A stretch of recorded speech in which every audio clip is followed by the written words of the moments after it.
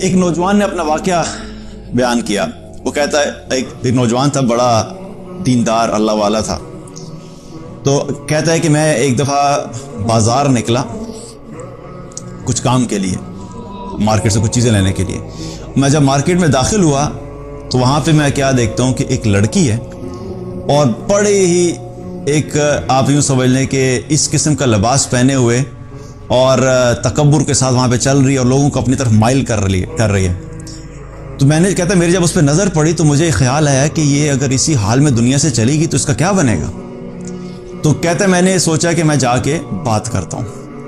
کہتا میں نے ہمت کی اور ہمت کر کے جا کے میں نے اس سے بات کی اور میں نے جا کے کہا کہ سسٹر بات سنیے, آپ یہ جس حلیے میں پھر رہی ہیں آپ سوچئے کہ اگر اسی حال میں ملک الموت آ گئے تو آپ اللہ کے سامنے کیا منہ لے کے جائیں گی.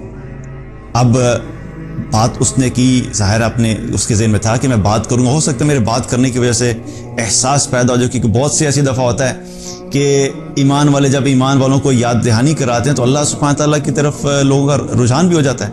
تو کہتے جب میں نے بات کی تو میں نے سوچا شاید اللہ تعالیٰ دل میں ڈال دے. تو میری بات سنتے ہی اس لڑکی نے میری طرف دیکھا, مجھے کہتی ہے تمہارے پاس موبائل ہے؟ میں نے کہا ہاں جی ہے. کہتا اپنا موبائل نکالو اور اپنے رب کو کال ملاؤ اور اس کو کہو کہ بھیج دے ملک الموت کو.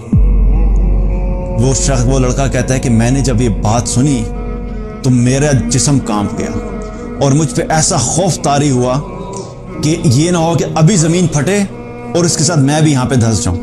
اور یاد رکھیے کہ جو شخص اللہ کو جانتا ہے, اللہ کے دین کو جانتا ہے, جس نے قرآن پڑھا ہوا ہے, جو اللہ کی عظمت کو جانتا ہے, اللہ کے غضب کو جانتا ہے, اللہ کے غصے کو جانتا ہے, اللہ کی طاقت کو جانتا ہے, تو جو جاننے والا ہوتا ہے نا اس کے لیے بہت بڑی بات ہوتی ہے. اور جس شخص نے یہ پڑھا ہو کہ جتنی قوموں نے بھی تکبر کیا, جتنے لوگوں نے بھی اللہ کو للکارا, جتنے لوگوں نے بھی اللہ کی نافرمانی کر کے اللہ ہی کو چیلنج کیا, ان کا کیا حال ہوا. جو یہ جانتا ہو کہ قوم نوح نے جب اللہ کی نافرمانی کی تو اللہ نے قوم نوح کے ساتھ کیا کیا, قوم عاد نے جب اللہ کی نافرمانی کی اور تکبر کیا تو قوم عاد کے ساتھ اللہ نے کیا کیا, قوم سمود کے ساتھ اللہ نے کیا کیا, قوم شعیب کے ساتھ اللہ نے کیا کیا, قوم لوط کے ساتھ اللہ نے کیا کیا. جو اللہ اتنا طاقتور ہے کہ اتنی بڑی بڑی قوموں کو, اتنے بڑے بڑے جائنٹ جیسے جو انسان دنیا پہ آئے ان کو ہواؤں سے اڑا دیا, کسی کو پتھروں سے اڑا دیا, کسی کو فرشتے کی چیخ سے اڑا دیا. تو جو اللہ اتنا طاقتور اور اتنی بڑی بڑی قوموں کو ختم کر سکتا ہے, وہ ایک لڑکی یا ایک انسان جب اللہ کو للکارے گا تو اللہ سبحانہ تعالیٰ نہیں کر سکتا کیا. تو کہتے ہیں کہ میں وہاں سے بھاگا, مجھے خوف ایسا طاری ہوا کہ میں آگے چلا گیا. میں نے کہا میں چھوڑ دیا. میں تھوڑا سا آگے گیا تو اپنے کام سے مارکیٹ کے کنارے پہ پہنچا. اتنے میں کیا دیکھتا ہوں کہ پیچھے سے چیخو پکار کی آواز آ رہی ہے اور لوگ رو رہے ہیں. میں واپس جب آیا میں نے دیکھا پتہ نہیں کیا انسیڈنٹ پیش آیا.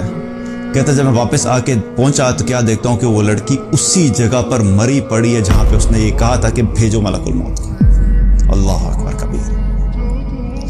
کہتا جب میں نے اس کو اس حال میں دیکھا تو میں وہاں سے پھر رک نہیں سکا اور پھر میں وہاں سے بھاگا اور میں یہ سوچا کہ کس طرح انسان اپنے آپ کو کیا سمجھتا ہے اور اللہ کے سامنے کس طرح اللہ کو للکارتا ہے. تو یاد رکھیے کہ ایک ہے گناہ کرنا اور گناہ ہونے کے بعد اس گناہ پہ قائم ہو جانا اور پھر تکبر کرنا اور پھر اللہ ہی کو للکارنا شروع کر دینا. یہ بہت بڑا ظلم ہے اور انسان کبھی کبھی شیطان کے ایسے وسوسوں میں آ جاتا ہے اور ایسے برے طریقے سے ٹریپ ہو جاتا ہے کہ اس کے دل سے اللہ کی عظمت بالکل ختم ہو جاتی ہے. تو گناہ اگر ہو بھی گیا ہے تو یاد رکھو کہ کبھی اللہ کے سامنے یہ جرت نہیں کرو کہ گناہ کی بنیاد کے اوپر اللہ کے سامنے ہی تکبر کرنا شروع کر دیں.